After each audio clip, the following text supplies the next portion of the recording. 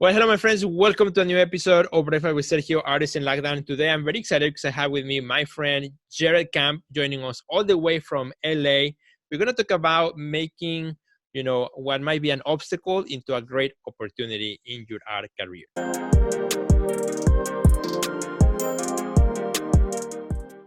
Well, Jarrett, super happy to have you here, my friend, in the Artist in Lockdown. So, how are you doing?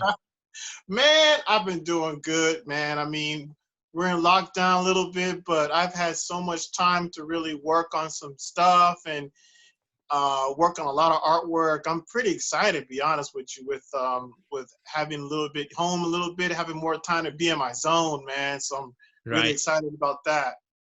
Well, Superman, and one of the things that we were chatting before we started recording is how sometimes one might feel to be a big obstacle, like staying at home or the limitations that we have now, but also finding a way of making them into opportunities. And we're gonna talk a little bit more about that as we go through the conversation today, particularly with your own story, which I think is fascinating too.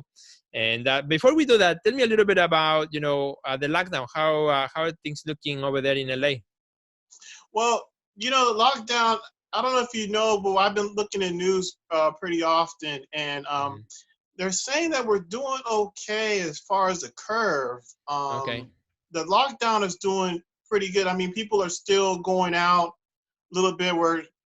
They're still going out doing stuff, but we're doing okay.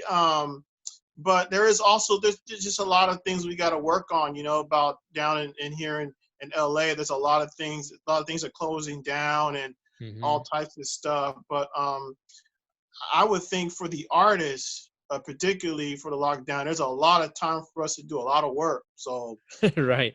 I can't wait to see what the artwork's going to be out after this thing is over. Well, yeah, I think there's going to be a lot of good art. Yeah, That's for sure. exactly. A lot of good artwork. So let's talk about that because you are an artist now. From what I've known of your work, we've known each other for about a year or two, maybe through social Excellent media year. and also through Inside the Art Next Level Academy and some of the things that you've done. So you do kind of like a pointillism technique, right? Steeple art and like doing thousands and thousands of little tiny dots on a Yes, particular work, and also you are doing digital work as well with tablet and pen and so on. very So correct. as we are right now in lockdown, are you able to do both types of work? Well, for sure the digital you can do, but are you able also to do some of the steeple work? Well, see, that's the beauty of it. Because of the time that I'm having so far with the lockdown, Hmm. it's giving me a huge opportunity to actually do traditional work. Mm, Because when I do these pieces, they don't take me. They take me hours and hours and hours to create because when you do stipple, it's not only learning creating value with the pieces, but with my situation, because I have dyslexia, I let my dyslexia do my work for me, so hmm. I can create interwoven images within images, and that Hmm. takes a while because I'm not really using references. I'm just using my imagination Mm, to create work. There's a few times I use references, but many a time I have to really go to sleep, go to hmm. sleep before I work on a piece because there's so much complications to create my pieces. Hmm. There's a certain part of me that I have a certain way of doing things. There's a certain laws and ways that I create my work. Yeah. So with all those in mind, I have to really kind of like get in my zone. But with having this time that I have now, Hmm. oh man, my mind has been creating so many ideas, and I'm getting really into my stipple work like I've done years ago, and now Hmm. I'm doing it now. So I'm so excited that I have this time to create these stipple works. Right. So, and you mentioned that you have been dealing with dyslexia for some time. Tell me a little bit about your story. How that kind of pointed you towards the work that you do. With steeple, which is a very tedious technique, right? So tell me how you arrived to that, and how an obstacle that may have appeared to be, the dyslexia has actually something that turned into something beautiful, which is the art that you make. Well, it started off when I was in high school. I was going through elementary school and didn't even know I had the issue at all. I didn't know what dyslexia was. I was actually being made fun of when I was going up to the board and saying, "Oh, you can't write." And one time I was writing.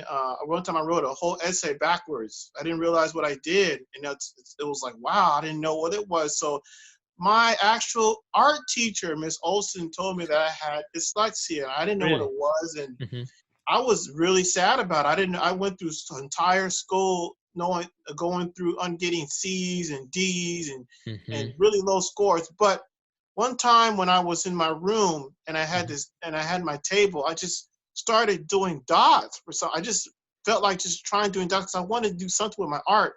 And all of a sudden, as I started doing dots, I noticed that I can see images within the images because they're dots. Maybe because the process is slower, but as I start creating artwork, I've noticed that with different landscapes, like the rules of third, within the rules of third, I can create images on objects on top of objects. So like I can create an object and then with a negative space, I can create another object and continue it upside down, right side up.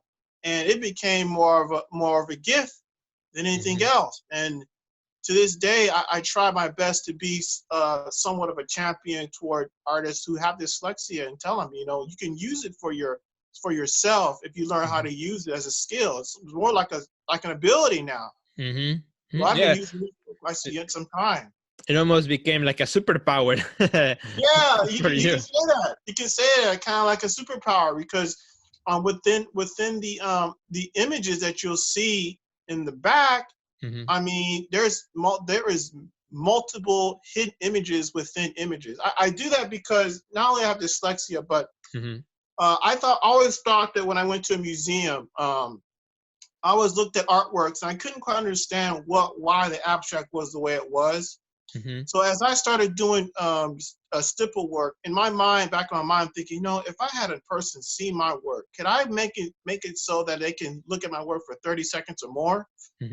So I started putting elements like a Wells Waldo elements, different hidden images, because when a person sees my work, I want them to not only look at it from far away, but really close up, you can see hidden images that tell the same story. That's interesting. Yeah, so there's an element of discovery as people look at the work, they begin to notice and find new things within themselves. Now, one of like a typical stipple work, like the one that we have right now in the back, the dolphins, which actually have a printed just like that in my home. Good timing. So, something like that, for example, how many days or hours would you estimate something like that would take to make? Okay, so the fastest I've ever done a stipple work, and it's actually small, was a week. Okay. I mean, I'm talking a full week, like 4 hours, 3 hours, 5 hours. For instance, the one back there, that took me a week and a half. Wow. And the reason why, how about some of the bigger ones? Oh man, I'm talking months. If you ever look at my Instagram, right now, you'll see this piece called the Conform piece, and I've been working on that since April, and I'm only 10-15% done. So I'll probably be done maybe by the end of May. Wow. To get that piece done, because remember, I'm not really using references. It's all about the imagination, and my mind is forming the piece. So I go to sleep before I even start to even do this. For me to even get back to that piece, I have to take a nap so it can rejuvenate my brain and think about how the piece is going and calculate all the images that I had before to put them down. Added the values of stipple too, like the shapes, the value of the light source value, that all has to go to play as I'm doing stipple with the objects. Right. Very interesting. Now, tell me also how you transition also from doing the, stipple work to the digital platform and doing work with the tablets. Was that something out of necessity or something that you were curious about, that was a mistake. That was something my brother introduced me because he wanted me to work with digital. He opened up a web designing company, Mm-hmm. and he told me I need you to work on some artwork. And I was like, what? Digital work? I'm a stipple artist. I'm gonna work with digital work, you know? Uh-huh. But as I started working with digital, I realized how powerful this tool is. Mm-hmm. As you can see, like it introduced me to color with my stipple work. It introduced me to pointillism. But it's at a point with doing stipple that it's more, I'm trying to work on an innovative way of doing it. In other words, just creating different elements with stipple and broadening it to see how far can I as an artist put stipple and pointillism. Can I use it as a brand? Can I use it as t-shirts? Can I use it as artwork, of course? How far can I push stipple and pointillism? Because as you know, we all know that out in the world, stipple and pointillism is a very, very small area for artists to work with, because that patient, you got to have a lot of patience to create a piece. Right. Excellent. Well, Jarrett, I think that's pretty awesome. Thank you for sharing your work, your story, and how, some of the obstacles have also become assets. And I think that's the time in which we are in right now, where this big obstacle, for many artists is also becoming an asset. For one thing, as you mentioned, is giving us more time. So that is great, in which we can really focus on our work and creating amazing work that we can then show. Starting right now, we can show it through a digital platform, and eventually, hopefully, very soon we can start showing it to people in the world, in the physical world as well. So where can our friends find find your work online, and also your brand of clothing brand and all that? What's your website? And also if you can share your Instagram account. Okay, so my website is Jarrett Camp Art, JarrettCamp,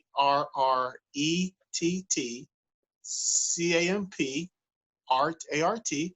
And my Instagram is Jarrett Camp Fine Art. Fine Artist. There it is. Fine Artist. Jarrett Camp Fine Artist.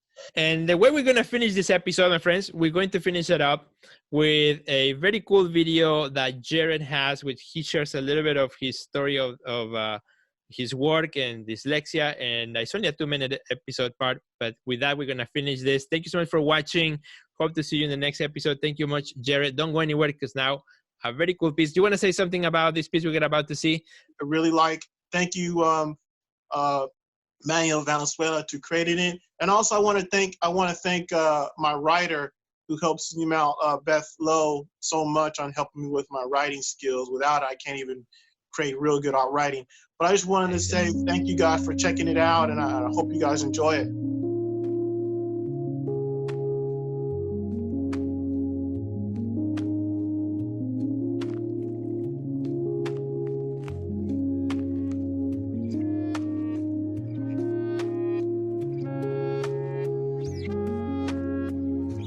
Creating artwork is not just a splash of paint on a wall. It has to tell a story. It has to be well thought. It even has to be something that you put your heart and soul, because without that, it's just a blank splash, and I'm not for that. So when that person looks at it and says, that seems like a drawing of the problem I'm dealing with, man, then I can use that to tell people, you know what? I have dyslexia, or I have asthma, or I have bronchial, I have cancer.